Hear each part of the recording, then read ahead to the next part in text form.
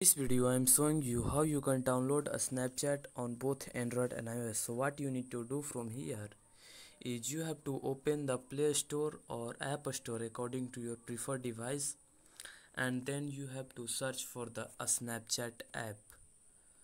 So let's see, I search this.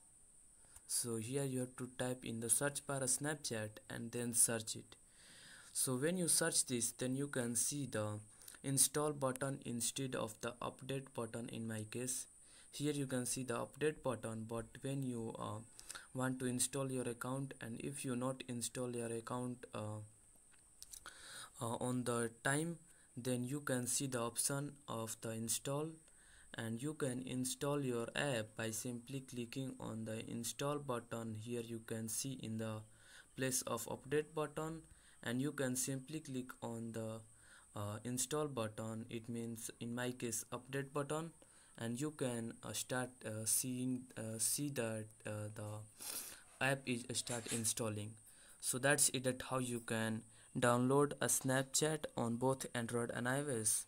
So that's it. If you found this video helpful, please subscribe to my channel and also press the bell icon to get notifications of such new informative video. And also don't forget to like, share and comment on this video. Have a good day.